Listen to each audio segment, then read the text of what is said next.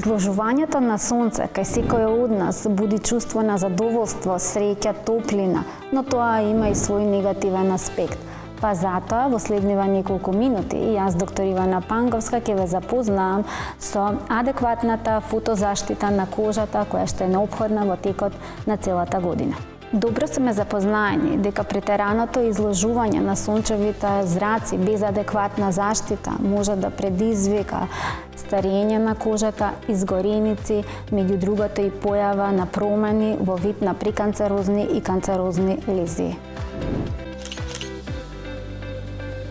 Главната улога на заштитник од штетните сончеви зраци е употребата на препарати кои што во себе содржат заштитен фактор. Популарниот акроним SPF доаѓа од англискиот збор и означува Sun Protecting Factor, кој што во суштина е ознака која означува колку пати подолго може да се изложуваме на сонце отколку тоа би го правеле без било каква заштита.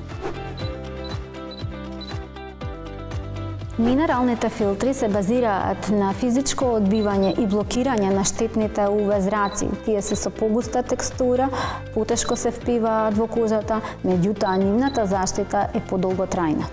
Хемиските филтри се впиваат во кожата, се абсорбираат и претвараат во топлина која што истата испуштаат преку кожата.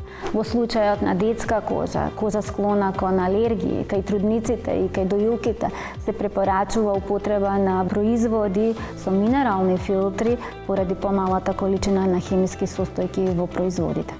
Заштитата од UV зрачењето е препорачано да биде дел од секојдневната рутинска утринска нега на кожата на лицето во текот на целата година. Препораката на дерматолозите, особено во летниот период, е употреба на креми со највисок заштитен фактор, а тоа според одредени норми е SPF 50 со оглед дека разликата кон повисоките фактори е минимална.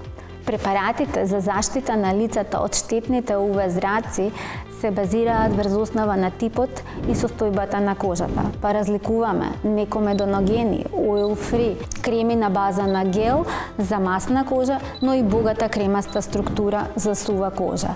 Исто така постојат одредени формулации на препарати кои што се наменати за куперозна, чувствителна кожа, кожа склона кон хиперпигментација, акнеична кожа и слично.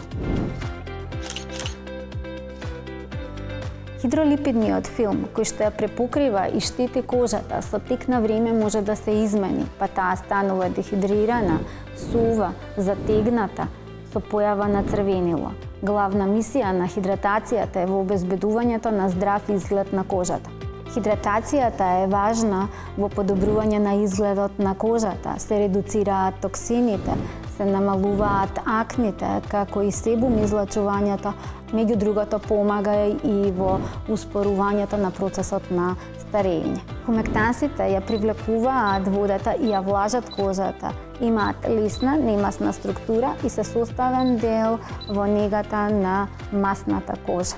Емулиентите пак од своја страна ја омекнуваат и ја прават мазна кожата, додека пак оклузивите имаат за цел да ја врзат водата во кожата и при тоа се со погуста, потешка структура наменати во негување на сува и дехидрирана кожа.